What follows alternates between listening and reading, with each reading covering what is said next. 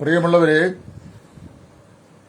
നിങ്ങൾക്കെല്ലാവർക്കും ഒരിക്കൽ കൂടി ക്രിസ്തുയേശുവിൽ എന്റെ സ്നേഹ വന്ദനങ്ങളെ അറിയിക്കുന്നു. ഈ രാത്രിയിൽ വളരെ പ്രധാനപ്പെട്ട ഒരു വിഷയമാണ് വേദപുസ്തകം പഠിക്കാൻ ആഗ്രഹിക്കുന്ന ആളുകൾക്കായി ഇവിടെ ഞാൻ പറയുവാൻ ദൈവസന്നിധിയിൽ ആഗ്രഹിക്കുന്നത്. കഴിഞ്ഞ ദിവസം ഒരു സഹോദരന്റെ ഒരു പോസ്റ്റ് എന്റെ ശ്രദ്ധയിൽപ്പെട്ടു. അത് ഇന്നലെ മാത്രമല്ല, ഇതിനു മുമ്പും നിരവധി പ്രാവശ്യം അങ്ങനെയുള്ള ആളുകളിൽ നിന്ന് നാമെല്ലാം കാണുകയും കേൾക്കുകയും ചെയ്യുന്ന പോസ്റ്റുകളാണ്. രക്ഷിക്കപ്പെട്ടു എന്ന് പറഞ്ഞൊരു കാര്യമില്ല, അന്ത്യത്തോളം വിശുദ്ധിയിൽ ജീവിച്ചില്ല എങ്കിൽ ദൈവരാജ്യത്തിന് അവകാശിയാകുകയില്ല എന്നുള്ള സന്ദേശമാണ് അദ്ദേഹം അതിൽ കൂടി അവതരിപ്പിച്ചിട്ടുള്ളത്. ഈ സന്ദേശം വായിക്കുമ്പോൾ തന്നെ പ്രഥമത നമുക്ക് മനസ്സിലാക്കാൻ കഴിയുന്ന കാര്യം, ഒരു രക്ഷാനഷ്ടവാദിയായ വിശ്വാസി എഴുതിയിട്ടുള്ള ഒരു പ്രസ്താവനയാണ് അതെന്നുള്ളതാണ്.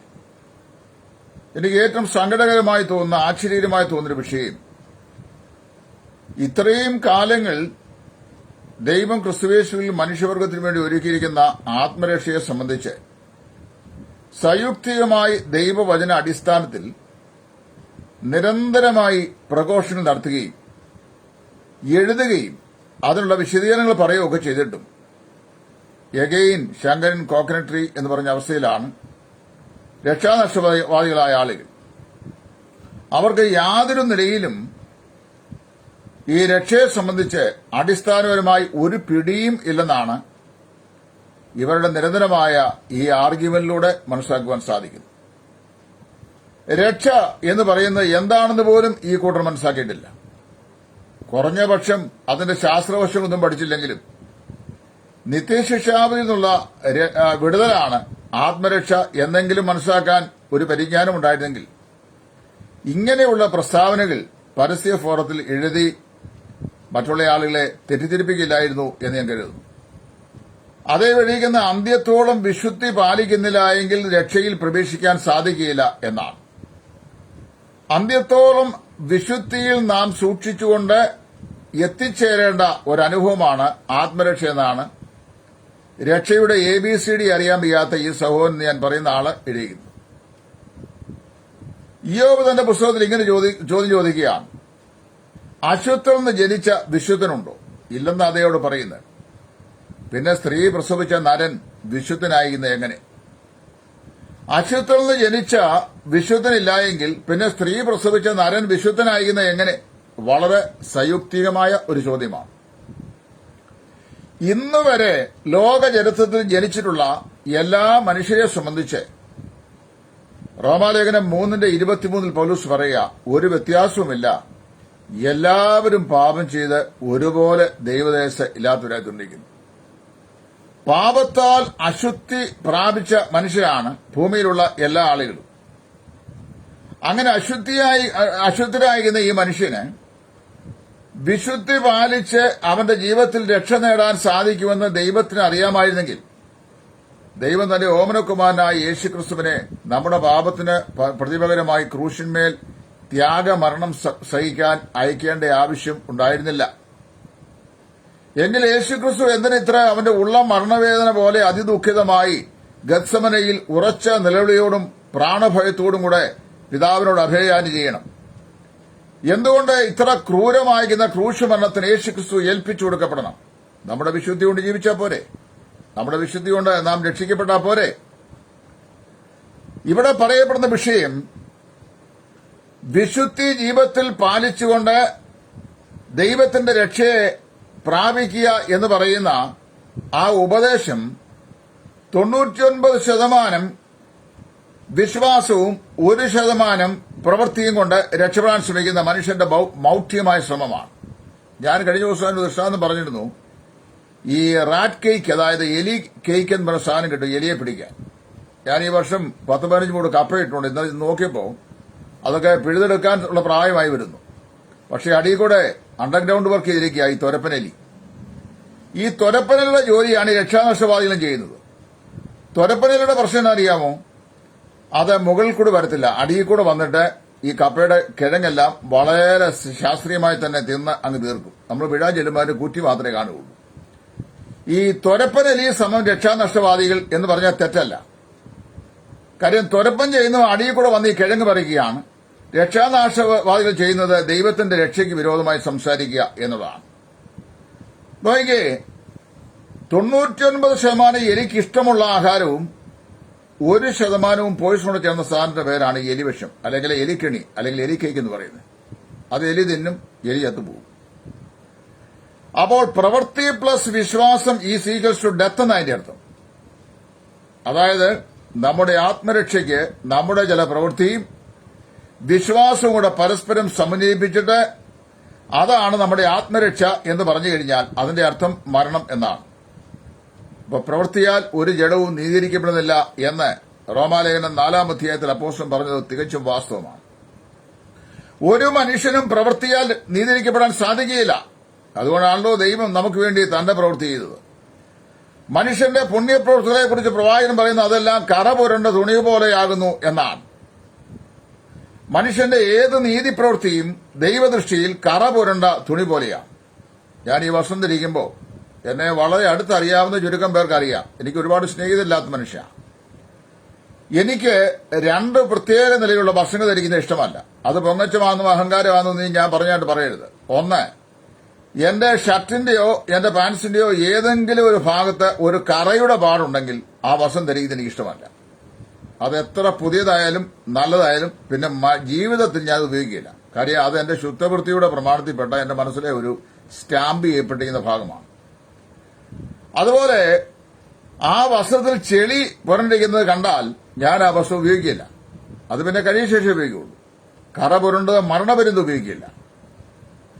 മനുഷ്യനായ ഞാൻ ധരിക്കുന്ന വസ്ത്രത്തിന് ഒരു കറ നെളിച്ച് കണ്ടാൽ അത് ഉപയോഗിക്കാനായിട്ട് എനിക്ക് ഇഷ്ടമില്ല എങ്കിൽ പാപത്തിന്റെ ആഴമേറിയ കറ പുരണ്ട മനുഷ്യജീവിതത്തെ കണ്ട് ദൈവം ആ മനുഷ്യനെ എങ്ങനെ ഇഷ്ടപ്പെടും?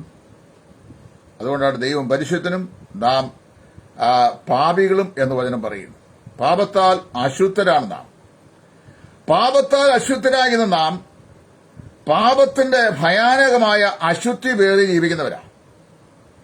കുഷ്ഠരോഗിയെ സംബന്ധിച്ച് ഉള്ള പ്രമാണം പറയുമ്പോൾ ലേവ്യ പുസ്തകത്തിൽ പറയാണ്, അവൻ പാളയത്തിൽ കുഷ്ഠരോഗിയാണെന്ന് ബോധ്യപ്പെട്ടു കഴിഞ്ഞാൽ അവൻ അശുദ്ധൻ എന്നിങ്ങനെ പറഞ്ഞുകൊണ്ടിരിക്കണം. കാരണം അറിയാമോ, മറ്റുള്ള ആളുകൾ അവനെ അകന്ന് പോകണം എന്നുള്ളതാണ് കാരണം. ദൈവസന്നിധിയിൽ നാം നിൽക്കുമ്പോൾ നാം അശുദ്ധനാണെന്നാണ് ദൈവവചനം പറയുന്നത്. അങ്ങനെ അശുദ്ധിയുള്ള മനുഷ്യനെ അവന്റെ എന്തെല്ലാം നീതിപ്രവൃത്തികൾ ചെയ്താലും അവനെ രക്ഷയിലേക്ക് നയിക്കുവാൻ അവന്റെ നീതിപ്രവൃത്തികൾ പര്യാപ്തമല്ല.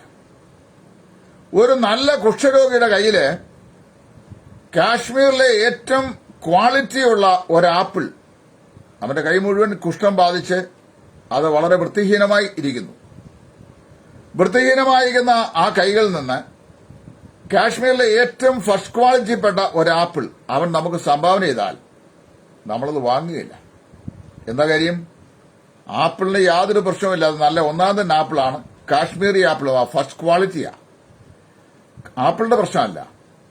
The hand which holds the apple is of leprosy. അതായത് ആ ആപ്പിൾ പിടിച്ചിരിക്കുന്ന കരം കുഷ്ഠമുള്ളതാണ്. ബോധപൂർവ്വം നമ്മളത് വാങ്ങുകയില്ല, അത് ഭക്ഷിക്കുകയില്ല.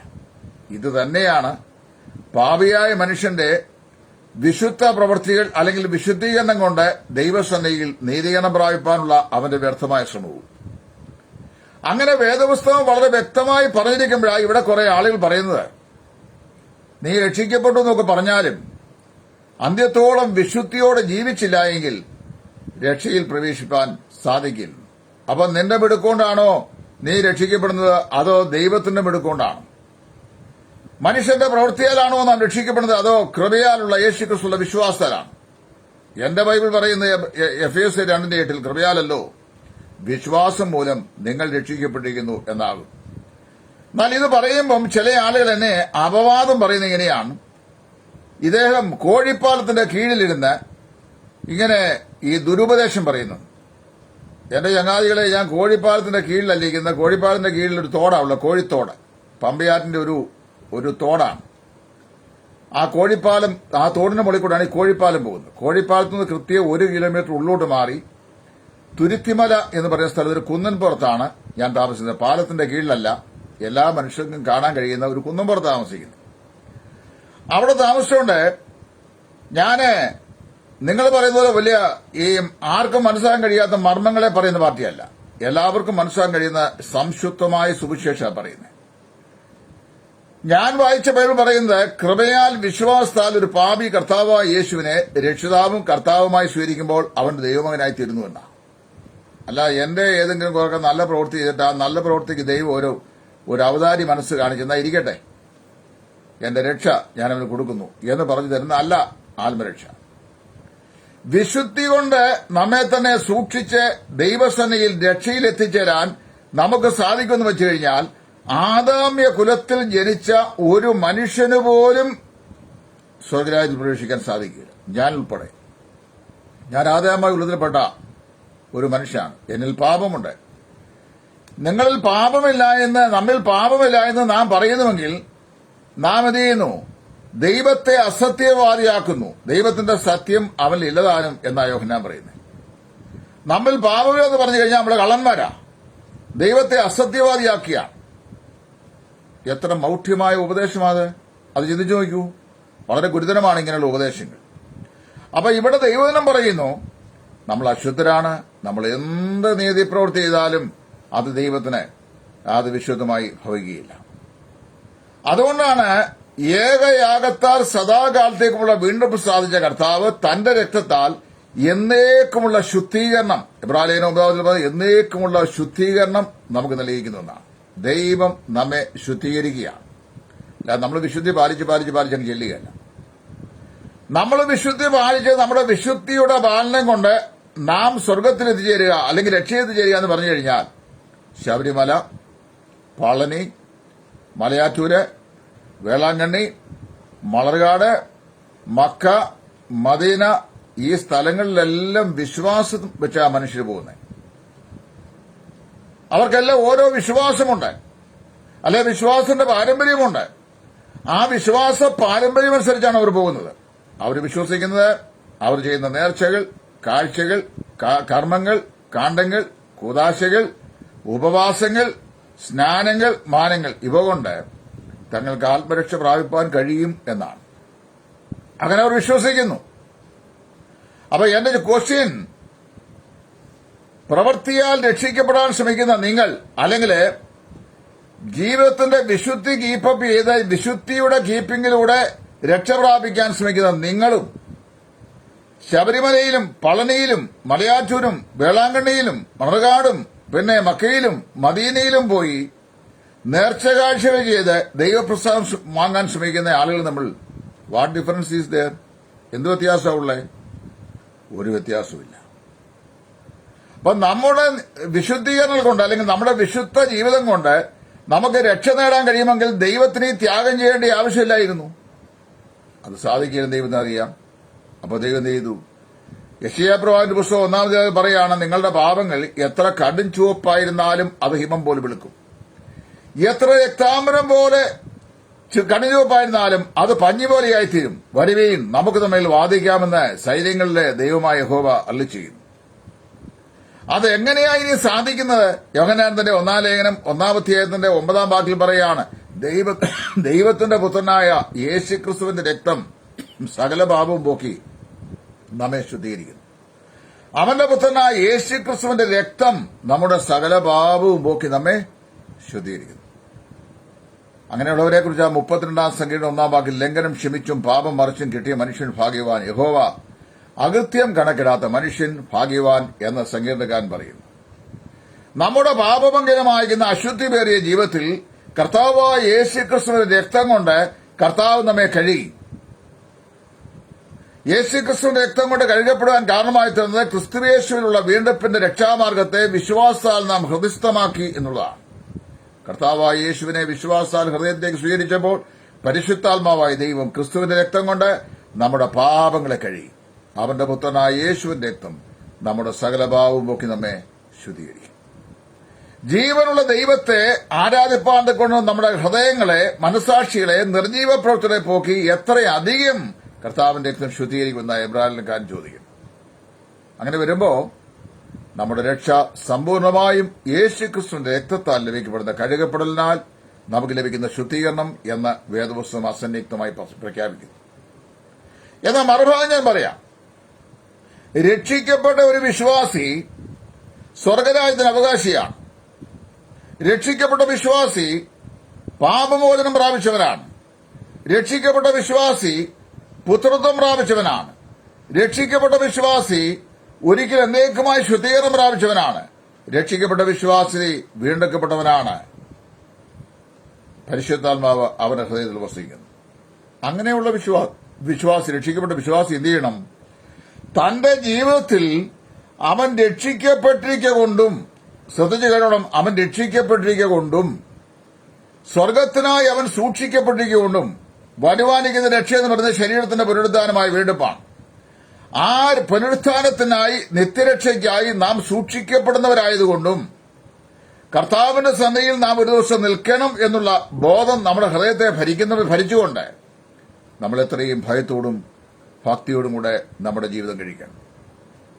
കൊരിന്ത്യർ എഴുതിയ 2-ാം ലേഖനം 7-ാം അധ്യായത്തിന്റെ 1-ാം വാക്യത്തിൽ അപ്പോസ്തലൻ പറയാണ്, പ്രിയമുള്ളവരെ, ഈ വാഗ്ദത്തങ്ങൾ നമുക്കുള്ളതുകൊണ്ട് ജഡത്തിലെയും ആത്മാവിലെയും സകല കൺവെൻഷങ്ങളെയും നീക്കി നിങ്ങളെ തന്നെ വിശുദ്ധിയിൽ ദൈവഭയത്തിൽ തികച്ചുകൊള്ളുക. ഏത് വാഗ്ദത്തം? നിത്യജീവനായുള്ള വാഗ്ദത്തം നമ്മുടെ അവകാശമാകിയാൽ, നാം ഓൾറെഡി ദൈവരാജ്യത്തിലേക്ക് പ്രവേശിച്ചു കഴിഞ്ഞിരിക്കിയാൽ, രക്ഷിക്കപ്പെട്ടവരായി തീർന്നിരിക്കിയാൽ, ദൈവമക്കളായി തീർന്നിരിക്കിയാൽ, കർത്താവിന് വേണ്ടി വേർതിരിച്ചിരിക്കിയാൽ, ക്രിസ്തുവിന്റെ നിർമ്മല കന്യകയായ മണവാട്ടി സഭയുടെ അംഗങ്ങളായി തീർന്നിരിക്കിയാൽ, ജഡത്തിലെയും ആത്മാവിലെയും സകല കന്മഷങ്ങളെയും പോക്കി നിങ്ങളെ തന്നെ വിശുദ്ധിയിൽ ദൈവഭയത്തിൽ തികച്ചുകൊള്ളുക എന്ന് പറഞ്ഞു കഴിഞ്ഞാൽ നമ്മുടെ പ്രായോഗിക ജീവിതത്തിൽ എന്ത് ചെയ്യണം? നമുക്ക് വിശുദ്ധീകരണം ഉണ്ടായിരിക്കണം. അത് രക്ഷിക്കപ്പെടാനും വേണ്ടിയല്ല, രക്ഷിക്കപ്പെട്ടതുകൊണ്ടാണ്. രക്ഷിക്കപ്പെട്ട ദൈവമക്കളായതുകൊണ്ട് എന്ത് ചെയ്യണം? നമ്മള് പ്രായോഗിക വിശുദ്ധി നമ്മുടെ ജീവിതത്തിൽ പാലിച്ചുകൊണ്ട് ദൈവസന്നിധിയിൽ ജീവിക്കണം. കാരണം ചോദിച്ചു കഴിഞ്ഞാൽ, കൊരിന്ത്യർക്ക് എഴുതിയ 2-ാം ലേഖനം 5-ാം അധ്യായത്തിന്റെ 10-ാം വാക്യത്തിൽ അപ്പോസ്തലൻ പറയുന്നു, നാം എല്ലാവരും ദൈവത്തിന്റെ ന്യായാസമുമ്പായി, ക്രിസ്തുവിന്റെ ന്യായാസമുമ്പായി നിൽക്കേണ്ടവരാണ് ഒരു ദിവസം. One day all of us we must stand in front of the judgment seat of Christ. ക്രിസ്തുവിന്റെ ന്യായാസമുമ്പായി നമ്മൾ നിൽക്കേണ്ടവരാണ്. നമ്മുടെ ജീവിതത്തിന്റെ വിശുദ്ധീകരണം എന്ന് പറയുന്നത് കർത്താവിന് വേണ്ടി നമ്മൾ വേർതിരിക്കപ്പെട്ടവരായിരിക്കുന്നു എന്നുള്ളതുകൊണ്ടാണ്. എഫേസ്യ ലേഖനം 5-ാം അധ്യായത്തിന്റെ 27 വാക്യങ്ങളിൽ അവൻ അവളെ വചനത്തോടുകൂടി ജലസ്നാനത്താൽ വെടിപ്പാക്കി വിശുദ്ധീകരിക്കേണ്ടതിനും കറ, ചുളുക്കം, മാലിന്യം മുതലായവയില്ലാതെ തനിക്കായി തന്നെ ശുദ്ധയും നിഷ്കളങ്കയുമായി നിർത്തേണ്ടതിനും തന്നെത്താൻ അവൾക്ക് വേണ്ടി ഏൽപ്പിച്ചു കൊടുത്തു എന്നാണ്. കർത്താവായ യേശു ക്രിസ്തുവിന്റെ ചങ്കിലെ ചോര കൊണ്ട് തന്റെ മണവാട്ടിയായ സഭയെ കർത്താവിനോട് സമ്പാദിപ്പിക്കുവാൻ, അവളെ ശുദ്ധീകരിക്കുവാൻ തന്റെ രക്തം കർത്താവ് ചൊരിഞ്ഞുകൊണ്ട് എന്ത് ചെയ്തു? ശുദ്ധയും നിഷ്കളങ്കയുമായി നിർമ്മലയുമായി ദൈവസ്ഥലം നിർത്തുക എന്നുള്ളതാണ് ദൈവത്തിന്റെ ദൗത്യം. അങ്ങനെ ഞാനും നിങ്ങളും രക്ഷിക്കപ്പെട്ട വിശ്വാസികൾ എന്ന നിലയിൽ കർത്താവിന്റെ മണവാട്ടിയായ സഭയുടെ അംഗങ്ങളായി തീർന്നിരിക്കാൻ കർത്താവിന് വേണ്ടി നിർമ്മല കന്യകയായി നാം നമ്മെ തന്നെ സൂക്ഷിക്കണം. എന്തായി നിർമ്മല കന്യകയായി സൂക്ഷിക്കുക എന്ന് പറഞ്ഞു കഴിഞ്ഞാൽ, ഒരു സ്ത്രീയെ ഒരു പുരുഷന് വേണ്ടി വിവാഹ നിശ്ചയം ചെയ്താൽ ആ വിവാഹ നിശ്ചയം ചെയ്ത സ്ത്രീയുടെ ഹൃദയത്തിന്റെ മനോമുകുരത്തിലുള്ള ഏറ്റവും വലിയ പ്രതീക്ഷ അവളുടെ വിവാഹ ദിവസവും അവളുടെ വിവാഹ വേദിയിൽ അവളുടെ ഭർത്താവായി തീരാൻ പോകുന്ന പുരുഷനും എന്നുള്ളതാണ്. മറിച്ചും അങ്ങനെ ആ പുരുഷന്റെ മനസ്സിലെ ചിന്താഭാരവും ആരാണ്, അല്ലെങ്കിൽ ചിന്തയും അവന് വേണ്ടി നിയോഗിതയായിരിക്കുന്ന ആ സ്ത്രീ എന്നുള്ളതാണ്. അവന്റെ ഏകാഗ്രത അവളോടാണ്, അവളുടെ ഏകാഗ്രത അവനോടാണ്. പൗലോസ് പറയാ, ഞാൻ ക്രിസ്തു എന്ന ഏക പുരുഷനെ നിങ്ങളെ നിർമ്മല കന്യയായി ഏൽപ്പിപ്പാൻ വിവാഹം നിശ്ചയം ചെയ്തിരിക്കുന്നു. എന്നാൽ സർപ്പം ഹവ്വായെ ഉപായത്താൽ ചതിച്ചതുപോലെ നിങ്ങളുടെ ഹൃദയം ക്രിസ്തുവിനോടുള്ള ഏകാഗ്രതയും നിർമ്മലതയും പെട്ട് വഷളായി പോകുമോ എന്ന് ഞാൻ ഭയപ്പെടുന്നു. എന്ന് പറഞ്ഞു കഴിഞ്ഞാൽ നമ്മുടെ ഹൃദയത്തിന്റെ ഏകാഗ്രത എവിടെയായിരിക്കണം? ഈ നിയുക്ത വരനോടായിരിക്കണം. ഉത്തമഗീതത്തിലെ പ്രതിപാദന വിഷയം നമുക്കറിയാമല്ലോ. ഇടയ ബാലകനുമായി വൈകാരികമായ പ്രേമബന്ധത്തിൽ ഏർപ്പെട്ടിരിക്കുന്ന ഇടയ ബാലിക, ആ ഇടയ ബാലിക ഒഴികെ മറ്റാരെയും വിവാഹത്തിന് വേണ്ട എന്ന് ദൃഢനിശ്ചയം ചെയ്ത ഒരു ഇടയച്ചെറുക്കൻ, അവർ തമ്മിലുള്ള സംശുദ്ധമായിരുന്ന പ്രേമത്തിന്റെ ആ ആഴമേറിയ ബാന്ധവമാണ് ഉത്തമഗീതത്തിന്റെ പ്രമേയം എന്ന് പറയുന്നു. ആ പ്രമേയത്തില് അവന് ആ പെൺകുട്ടിയെ അവളെ കാട്ടിൽ വെച്ച് ആടുകളെ മേയ്ക്കുമ്പോൾ കണ്ടെത്തിയ ഇടയച്ചിറക്കനായിരിക്കുന്ന ആ ബാലകനോടുള്ള നിർമ്മലമായിരിക്കുന്ന പ്രേമബന്ധം, സ്നേഹം, ആ സ്നേഹബന്ധത്തിൽ നിന്ന് അവനിൽ നിന്ന് അടർത്തിയെടുത്തിട്ട് ശലോമോന്റെ സകല മഹത്വവും അവളുടെ മുമ്പാകെ പ്രഘോഷിച്ചിട്ട് അവളെ മസ്തിഷ്ക പ്രക്ഷാളനം ചെയ്ത് അവളുടെ ഹൃദയം ഏകാഗ്രചിത്തമായിരിക്കുന്ന ആ യുവസഹോൻ അല്ലെങ്കിൽ ആ ഇടയ ബാലകളിൽ നിന്ന് അവളുടെ മനസ്സിനെ അടർത്തി മാറ്റി ശലോമോന്റെ സൗന്ദര്യത്തിലേക്കും ഹൂങ്കാര പ്രതാപത്തിലേക്കും മാറ്റാൻ യെരൂശലേം പുത്രിമാർ ചെയ്യുന്ന വ്യർത്ഥമായ ശ്രമമാണ് നാം ഉത്തമഗീത പുസ്തകത്തിൽ കാണുന്നത്. പക്ഷേ അവൾ ഇടയബാലകനെ കുറിച്ച് പറയുന്ന ഒരു വാക്കും ഇടയബാലകനെ അവളെക്കുറിച്ച് പറയുന്ന ഒരു വാക്കും 3-ാം അധ്യായത്തിൽ രേഖപ്പെടുന്നുണ്ട്. അവളോട് ചോദിച്ചു, ഈ ശൂന്യംകാരിയെ, നീ ഞങ്ങളോട് പറയുക, നീ ഇങ്ങനെ ആണയിടുവാൻ, നീ ഇങ്ങനെ ഉറച്ചു നിൽക്കുവാൻ, നീ ഇങ്ങനെ ദൃഢനിശ്ചയമുള്ളവരായി തീരുമാനിക്കണം, നിന്റെ പ്രിയന് മറ്റു പ്രിയന്മാരെക്കാൾ എന്ത് വിശേഷതയുള്ളൂ? അവരുടെ വിവാഹം കഴിഞ്ഞിട്ടില്ല, വിവാഹം നിശ്ചയമേ കഴിഞ്ഞിട്ടുള്ളൂ, വാക്കുകൊടുത്തിട്ടുള്ളതേ ഉള്ളൂ. കാട്ടിൽ വെച്ച് ആടുകളെ മേയ്ക്കുമ്പോൾ പരസ്പരം കണ്ടുമുട്ടിയവരാണ് ഇടയബാലകനും ഇടയബാലികയും. അവർ നമ്മൾ പ്രേമാനുരുദ്ധരായി തീർന്നു. അതായത് അങ്ങനെ സ്നേഹത്തിന്റെ ബാന്ധവം കൊണ്ട് അവരെ പരസ്പരം പിരിയാൻ കഴിയാത്ത നിർമ്മലമാക്കുന്ന സ്നേഹബന്ധത്തിലായി കഴിഞ്ഞു. അവരുടെ വിവാഹ ദിവസത്തിനു വേണ്ടി അവർ കാത്തിരിക്കുക. അവളുടെ ഡിവോഷൻ അവനോടാണ്, അവന്റെ ഡിവോഷൻ അവളോടാണ്. ഇവർ നമ്മൾ പരസ്പരം കണ്ടുമുട്ടി വിവാഹിതരാകാമെന്ന് പരസ്പരം സമ്മതിച്ച് പിരിഞ്ഞ ശേഷം അവരിരുവരും കണ്ടിട്ടില്ല. അവരൊന്നിച്ച് സമ്മേളിക്കുന്ന ഒരു ദിവസമുണ്ട്. ആ ദിവസത്തിനായി അവർ കാത്തിരിക്കുകയാണ്. അപ്പൊ ഇവര് യെരൂശലേം പുത്രിമാർ ചോദിച്ചു, നീ ഇങ്ങനെ പ്രാകുവാനും ആണയിടുവാനും കൊണ്ട് നിന്റെ പ്രിയന് മറ്റു പ്രിയന്മാരെക്കാൾ എന്ത് വിശേഷതയുള്ളൂ? അവൾ പറഞ്ഞു, എന്റെ പ്രിയൻ വെണ്മയും ചുവപ്പുള്ളവൻ 10,000 പേരിൽ അതിശ്രേഷ്ഠൻ. വൈവാഹിക ജീവിതത്തിനായി നിബദ്ധരായിരിക്കുന്ന ഈ കമിതാക്കൾ, അതായത് സ്നേഹിതരുടെ നിയുക്ത ദമ്പതികളുടെ നിർവ്യാജമായിരിക്കുന്ന സ്നേഹത്തിന്റെ, നിർമ്മലമായ സ്നേഹത്തിന്റെ അനുഗ്രഹീതമായൊരു പ്രതീകമാണ് അവളുടെ വാക്കുകൾ. പറയാണ്, എന്റെ പ്രിയൻ വെണ്മയും ചുവപ്പുള്ളവൻ 10,000 പേരിൽ അതിശ്രേഷ്ഠൻ. ലോകത്തിന് അനേക ആകാര വടിവൊത്ത സൗന്ദര്യമുള്ള പുരുഷന്മാരുണ്ടായിരിക്കാം, പക്ഷേ എന്റെ ഹൃദയം കവർന്ന ഒരു പുരുഷൻ മാത്രമേ എന്റെ ജീവിതത്തിലുള്ളൂ. അവനാണ് കാട്ടിൽ വെച്ച് ഞാൻ പരിചയപ്പെട്ട ഈ ആട്ടിടയനാകുന്ന ഇടയബാലകൻ. അതാണ് പറയുന്നത്. അവനോട് ചോദിച്ചു, എന്താ നിന്റെ പ്രിയയ്ക്ക് ഇത്രയും വലിയ വിശേഷം നീ ഇങ്ങനെ പറയാൻ? അവൾ പറഞ്ഞു, എന്റെ പ്രിയെ, നീ സർവാംഗ സുന്ദരി, നിന്നിൽ യാതൊരു ഊനവുമില്ല. എന്റെ പ്രിയെ, നീ സർവാംഗ സുന്ദരി, നിന്നിൽ യാതൊരു ഊനവും ഇല്ല. ഇതാ ഇവർക്ക് രണ്ടുപേർക്കും പറയാനുള്ള അവസാനം വരെ അവർ പറഞ്ഞുകൊണ്ടിരിക്കുന്നത് തന്നെയാണ്. ഇതാണ് ഒരു ആ മാതൃകയുള്ള സംശുദ്ധമാകുന്ന വിശുദ്ധിക്ക് വില കൊടുക്കുന്ന ഒരു കുടുംബ ജീവിതത്തിന്റെ അനുഗ്രഹീതമായ ചിത്രം പരിശുദ്ധാത്മാവോട് രേഖപ്പെടുന്നു. അങ്ങനെ വരുമ്പോൾ രക്ഷിക്കപ്പെട്ട വിശ്വാസി ആയിരുന്ന എന്നെയും നിങ്ങളെയും കർത്താവായ യേശുക്രിസ്തുവിന്റെ മണവാട്ടി എന്ന നിലയിൽ മണവാട്ടി സഭയായി കർത്താവ് പരിശുദ്ധാത്മാവ് ഒരുക്കിക്കൊണ്ടിരിക്കുകയാണ്. അതാ ഞാൻ ക്രിസ്തു എന്ന ഏകപുരുഷന് നിങ്ങളെ നിർമ്മലകന്യായി ഏൽപ്പിപ്പാൻ വിവാഹ നിശ്ചയം ചെയ്തിരിക്കുന്നു. വിവാഹ നിശ്ചയം ചെയ്യപ്പെട്ടിരിക്കുന്ന ഈ സ്ത്രീയെ വിവാഹ നിശ്ചയം ചെയ്യപ്പെട്ടിരിക്കയാൽ, വിവാഹമോതിരമായിരിക്കുന്ന പരിശുദ്ധാത്മാവിനെ നമ്മിലേക്ക് പകർന്നു തന്നിരിക്കയാൽ, അതിന്റെ ഉറപ്പ്, നമ്മുടെ രക്ഷയുടെ ഉറപ്പും നിശ്ചയവും നമുക്ക് തന്നിരിക്കുന്നതുകൊണ്ട് എന്ത് ചെയ്യണം? വിവാഹത്തിനായി നിശ്ചയം ചെയ്യപ്പെട്ടിരിക്കുന്ന യുവതി എന്ന നിലയിൽ നിർമ്മലതയോടുകൂടെ ഭർത്താവിന് മുമ്പാകെ വിശ്വസ്തയായി വെളിപ്പെടുവാൻ അവൾ എന്ത് ചെയ്യണം?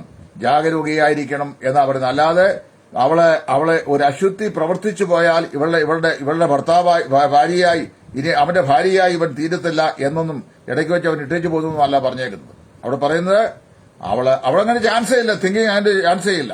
അവൾ നിർമ്മലയായി എന്ത് ചെയ്യണം? ഈ ഭർത്താവിനുള്ള ഡിവോഷനിൽ കഴിയണം എന്നാ പറയുന്നത്. അതാ ഞാൻ നിങ്ങളെ നിർമ്മല കന്യയായി വിവാഹ നിശ്ചയം ചെയ്തിരിക്കുന്നു. അല്ലാതെ നമ്മുടെ ആയുസ് മുഴുവൻ നമ്മളെന്ത് ചെയ്യുക? വിശുദ്ധിയിൽ ഇങ്ങനെ ഒരു പോട്ട് ഈ എഴുതിയിട്ടേക്കുന്ന പാസ്റ്ററോട് ഞാൻ ചോദിക്കട്ടെ, താങ്കളുടെ ജീവിതത്തില് എത്ര പ്രാവശ്യം അശുദ്ധ ചിന്തകൾ ഉണ്ടായിട്ടുണ്ട്? ഇല്ലെന്ന് താങ്കൾക്ക് പറയുന്നെങ്കിൽ യോഹന്നാൻ പറയുന്നത് നിങ്ങൾ കള്ളനാകുന്ന. ഞാനല്ല പറയുന്നത്, എന്നോട് വിരോധിക്കൊന്നും വേണ്ട. നിങ്ങളുടെ ഹൃദയത്തിൽ അശുദ്ധ ചിന്ത ഉണ്ടായിട്ടില്ല, നിങ്ങളുടെ മനോമുഖരത്തിൽ പാപമയമായ ഒരു ആലോചനയും വന്നിട്ടില്ല, നിങ്ങൾ ഒരിക്കലും ഒരു കള്ളം പറഞ്ഞിട്ടില്ല, നിങ്ങൾ ഒരിക്കലും ഭോഷ്കം സംസാരിച്ചിട്ടില്ല, നിങ്ങളൊരു അതിക്രമം ചെയ്തിട്ടില്ല, നിങ്ങൾ അയോഗ്യമായി പ്രവർത്തിച്ചിട്ടില്ല എന്ന് പറഞ്ഞു കഴിഞ്ഞാൽ ലോകത്തിലെ നമ്പർ 1 കള്ളൻ നിങ്ങളാണ് എന്നാ യോഹന്നാൻ പറയുന്നത്. നമ്മിൽ പാപമില്ലെന്ന് പറയുന്നവൻ കള്ളനാകുന്ന പറയുന്നത്. അപ്പൊ അവൻ കള്ളനാണ് ആരായാലും. അപ്പൊ നമ്മിൽ പാപമുണ്ട്. അതാ പൗലോസ് പറഞ്ഞത്, അയ്യോ ഞാൻ അരിഷ്ട മനുഷ്യൻ, ഈ മരണത്തിന് അധീനമായ ശരീരം തന്നെ ആർ വിടുവിക്കും? റോമാലേഖനം 6-ാം അധ്യായത്തിൽ വിശ്വാസത്താൽ യേശുക്രിസ്തുവിനോട് ഏകീഭവിച്ച് ക്രിസ്തുവിനോട് ഒന്നായി തീർന്ന അപ്പോസ്തലനായ പൗലോസ് പറയുകയാണ്, ഈ ഞാൻ എന്ന് വെച്ചാൽ എന്നിൽ എന്റെ ജഡത്തിൽ ഒരു നന്മയും വസിക്കുന്നില്ല. അയ്യോ, ഞാൻ അരിഷ്ട മനുഷ്യൻ, ഈ മരണത്തിന് അധീനമായ ശരീരം തന്നെ ആർ വിടുവിക്കും? പൗലോസിനേക്കാൾ വിശുദ്ധരാണോ ഇവിടുത്തെ ഈ രക്ഷാനഷ്ടവാദികളായ വിശ്വാസികൾ? ആണോ? സംഭവങ്ങൾ പലതും കൊണ്ട് പറയാൻ എനിക്ക് എന്നെ നാവ് അനുവദിക്കുന്നില്ല, പബ്ലിക് ഫോറം ആയതുകൊണ്ട്. അല്ല, ഞാൻ ചിലരുടെ വിശുദ്ധിയെക്കുറിച്ച് പറയാമായിരുന്നു. അപ്പൊ ഇതാണോ സ്റ്റേജിൽ പ്രസംഗിക്കാൻ കിട്ടുമ്പോൾ വലിയ വിശുദ്ധിയും താഴേറി കഴിഞ്ഞാൽ പിന്നെ അശുദ്ധിയും? അതാണോ ക്രിസ്തീയ ജീവിതം? അവിടെയാണോ രക്ഷ? നമ്മുടെ ബലഹീനത എന്താണെന്ന് അറിയാവുന്ന ദൈവം പുത്രനായ യേശു ക്രിസ്തുവിന്റെ രക്തത്തിന്റെ വിലയാ നമ്മെ വിശുദ്ധീകരിച്ച് നമ്മളെ ദൈവമക്കളാക്കി തീർത്തു. അതുകൊണ്ട് ചെയ്യുന്നു, ദൈവത്തിന്റെ പരിശുദ്ധാത്മാവ് നമ്മിൽ വസിച്ചുകൊണ്ട് വിശുദ്ധ ചിന്തകളാൽ ദൈവത്തിനു വേണ്ടി ഒരുക്കപ്പെടുന്ന കന്യകയായി നമ്മെ ഒരുക്കിക്കൊണ്ടിരിക്കുന്നു. നമ്മുടെ നിശ്ചയം കഴിഞ്ഞിരിക്കുക, വിവാഹ നിശ്ചയം കഴിഞ്ഞിരിക്കുക. വിവാഹ നിശ്ചയം കഴിഞ്ഞതിന്റെ അടയാളമാണ് ഈ സാധാരണ ചില ആളുകളൊക്കെ, വേർപാടുകാർ ഉപയോഗിക്കുന്ന എനിക്ക് മിക്കവാറും ഉപയോഗിക്കാറില്ല, എന്നാൽ മറ്റുള്ള ഇതര സഭാ വിശ്വാസികളൊക്കെ വിവാഹ നിശ്ചയം കഴിയുമ്പോൾ റിങ് കൈമാറും. വിവാഹ നിശ്ചയം നടന്നിരിക്കുന്നു എന്നുള്ളതിന്റെ ഒരു അടയാളമാണ്. അതൊക്കെ പാപമായി നമ്മുടെ ഇവിടുത്തെ ആധുനിക ഭക്തന്മാരായ വേർപാട് സമൂഹവും ബന്ധുക്കോസുകാരും ഒക്കെ കരുതുകൊണ്ട് ഞാനത് വിശ്വസിക്കുന്നില്ല. ഞാൻ ഉപയോഗിക്കുന്നില്ല, എന്റെ കയ്യെല്ലാം മോതിരമൊന്നുമില്ല. പക്ഷേ ഒരു വിവാഹ മോതിരം ഇടുന്ന ഒന്നും പാപമാണെന്ന് ഞാൻ വിശ്വസിക്കുന്നില്ല. എന്നാൽ നമുക്കൊരു വിവാഹ മോതിരം നമ്മുടെ ഉറപ്പിൽ തന്നിട്ടുണ്ട്. അതെന്താണ്? ദൈവത്തിന്റെ പരിശുദ്ധാത്മാവിനെയാണ്. ദൈവത്തിന്റെ പരിശുദ്ധാത്മാവിനെ നമുക്ക് ഉറപ്പായി തന്നു. ഏത്? ആത്മാവെന്ന ആദ്യദാനം ലഭിച്ചവരായ നാം ശരീരത്തിന്റെ വീണ്ടെടുപ്പായ പുത്രത്വത്തിനായി കാത്തുകൊണ്ട് എന്ത് ചെയ്യുന്നു? ഉള്ളിൽ ഞരങ്ങിക്കൊണ്ടേയിരിക്കുന്നു. അപ്പോൾ നമ്മുടെ കർത്താവായ യേശു നീയും നമ്മുടെ രക്ഷിതാവായി വരുമെന്നും നമുക്കായി ഒരുക്കപ്പെട്ടിരിക്കുന്ന ദൈവസന്നിധിയിലേക്ക് നമ്മെ സ്വീകരിക്കുമെന്നും സ്വീകരിക്കുന്ന നിമിഷം വരെയും നിങ്ങളെ ഒരു കാരണവശാലും ഒരു പ്രകാരത്തിലും തള്ളിക്കളയുകയില്ല എന്നും നിങ്ങളുടെ കർത്താവിന്റെ ഡിവോഷൻ നമ്മോടാണെന്നും ഉള്ളതിന്റെ ഉറപ്പായിട്ട് പരിശുദ്ധാത്മാവെന്ന മുദ്രമോതിരം നമുക്ക് തന്നിരിക്കുന്നു രക്ഷിക്കപ്പെട്ടവർക്ക്. അങ്ങനെയുള്ളവരെന്ത് ചെയ്യണം? പരിശുദ്ധാത്മാവിൽ പ്രാർത്ഥിച്ചും ദൈവത്തിന്റെ വചനം ധ്യാനിച്ചും പാപം കഴിവതും നമ്മുടെ ജീവിതത്തിൽ വാഴാൻ അവസരം ഉണ്ടാകാതെ നമ്മെ തന്നെ കൃപയിൽ സൂക്ഷിച്ചും കർത്താവിന് വേണ്ടി ഒരുക്കപ്പെട്ടവർ എന്ന നിലയിൽ വിശ്വസ്തരായി ജീവിക്കണം. ജീവിതത്തിന്റെ പ്രായോഗിക വിശുദ്ധി കർത്താവിനുള്ള വിശ്വസ്തതയുടെ അടയാളമാണ്, അല്ലാതെ രക്ഷിക്കപ്പെടാൻ വേണ്ടിയല്ല.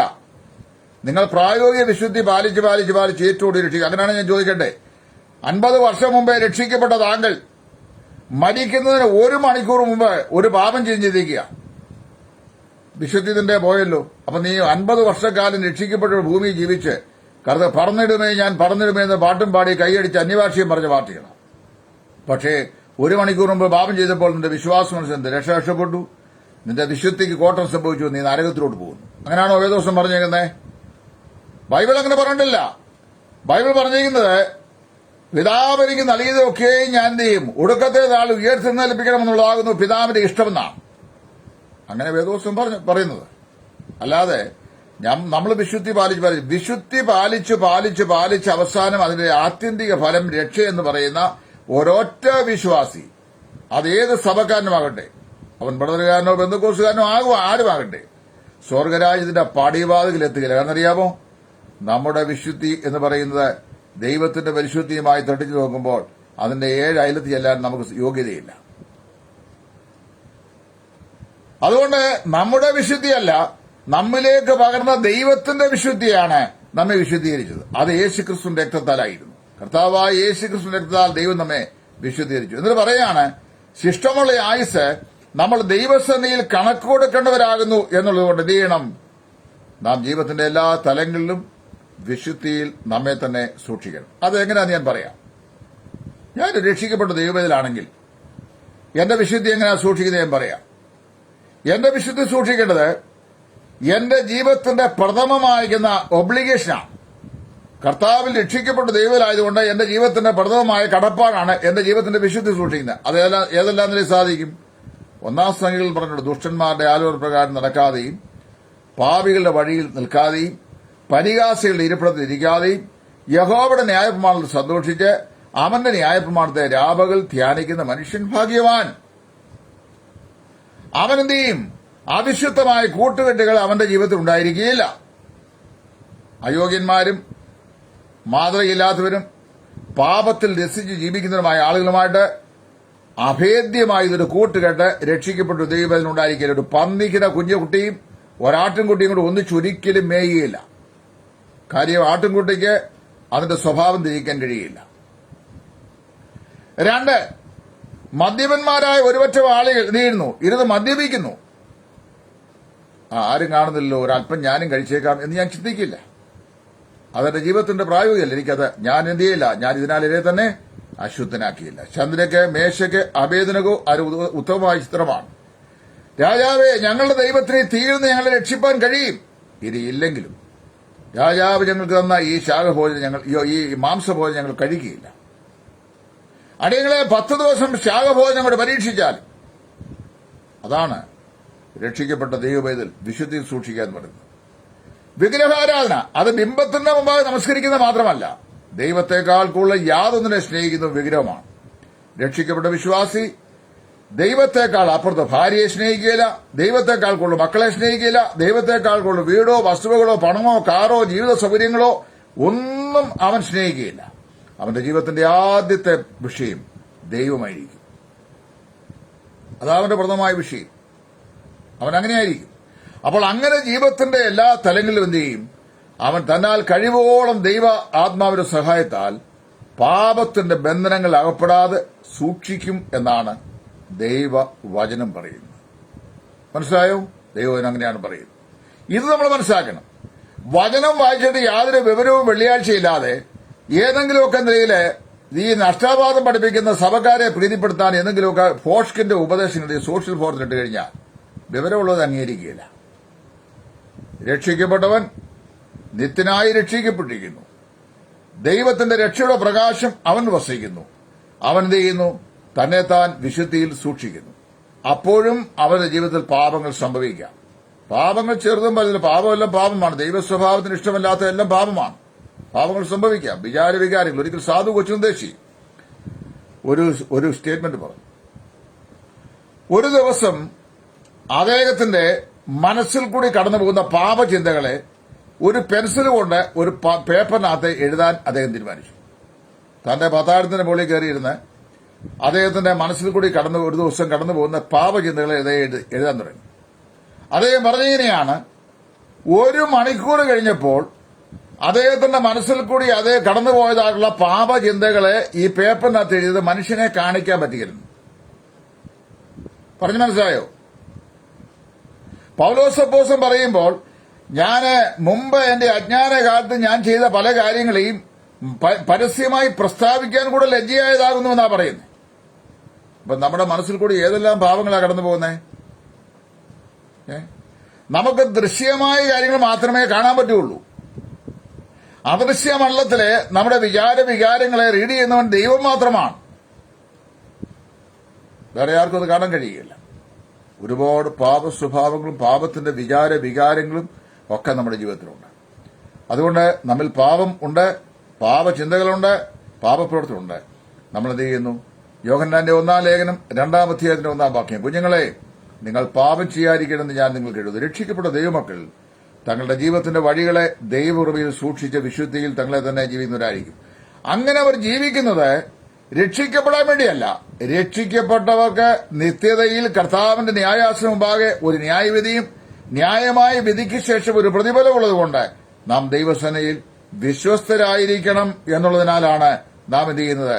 നമ്മളെ തന്നെ വിശുദ്ധിയിൽ സൂക്ഷിക്കുന്നത്. വിവാഹ നിശ്ചയം ചെയ്യപ്പെട്ട ഒരു പെൺകുട്ടി അവളുടെ ഭർത്താവിനെ കുറിച്ച് ഏകാഗ്രചിത്തയായി ഇരിക്കേണ്ട പകരം ഇതിനിടയ്ക്ക് കയറി വരുന്ന പുരുഷനോട് അവളെ അനുരാഗമുള്ളവളായി തീർന്നാൽ അവൾക്ക് വേണ്ടി നിയോഗിക്കപ്പെട്ടിരിക്കുന്ന പുരുഷനോട് അവിശ്വസ്ത കാണിക്കുന്നു എന്നാണ് അതിന്റെ അർത്ഥം.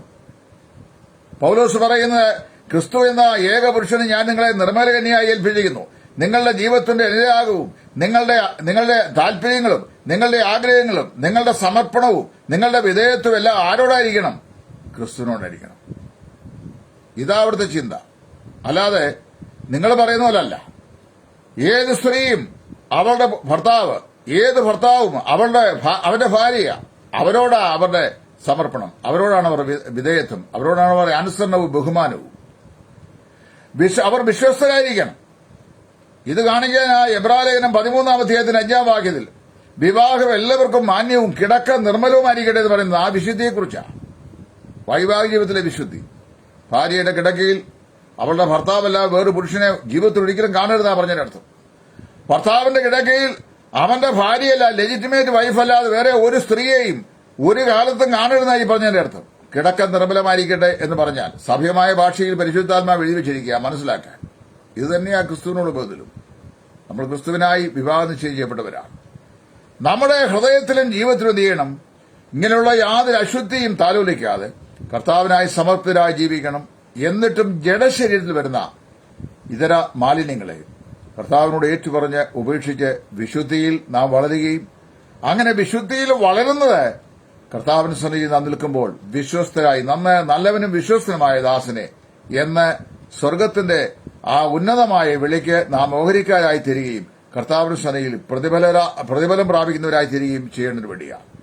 മരമണ്ടത്തരം പിടിച്ച ഇതുപോലെയുള്ള ഉപദേശങ്ങൾ ഈ രക്ഷിക്കപ്പെട്ടു എന്ന് പറഞ്ഞു കഴിഞ്ഞാൽ അന്ത്യത്തോളം വിശുദ്ധ ജീവൻ നയിച്ചില്ല എങ്കിൽ സ്വർഗരാജ്യം കാണും ചിന്തിക്കേണ്ട എന്നുള്ള മരമണ്ടൊരു ഉപദേശം രക്ഷയുടെ ABCD എന്താണെന്ന് അറിയാൻ വയ്യാത്തവരുടെ ഉപദേശമാണ്. നിങ്ങളോട് 1000 സംവത്സരം പറഞ്ഞാലും നിങ്ങളോട് പറയേണ്ട വാക്കിങ്ങനെയാണ്, ഹാ ബുദ്ധിയില്ലാത്ത ഗലാത്യരെ എന്ന് പൗലൂസ് പറഞ്ഞ അതേ വാചകമാണ് രക്ഷാനഷ്ടവാദികളാകുന്ന പരിജ്ഞാനമില്ലാത്ത കേവലം രക്ഷയെന്താണെന്ന് അറിയാൻ വയ്യാത്ത ആളുകളോട് വേദനയോട് പറയാൻ എനിക്കുള്ളത് അത് തന്നെ ഞാൻ പറയുന്നു. എന്റെ ഈ കാഴ്ചപ്പാടിൽ ഞാൻ ഉറച്ചു നിൽക്കുന്നു. ദൈവം നിങ്ങൾക്ക് പരിജ്ഞാനത്തിന്റെയും വിവേകത്തിന്റെയും ആത്മാവിനെ നൽകി രക്ഷ എന്താണ്, രക്ഷയുടെ സൗന്ദര്യം എന്താണ്, അതിന്റെ മഹത്വം എന്താണ് എന്ന് ഗ്രഹിപ്പാൻ നിങ്ങൾക്ക് സഹായം ചെയ്യട്ടെ എന്ന് പ്രാർത്ഥിച്ചുകൊണ്ട് ഞാൻ തൽക്കാലം നിർത്തുന്നു. ദൈവം എല്ലാവരെയും അനുഗ്രഹിക്കട്ടെ. ക്രിസ്തുവിന്റെ ശുശ്രൂഷയിൽ എളിയ സുവിശേഷൻ ടൈറ്റസ് ഫ്രം ഇടയാറുള്ള. Thank U.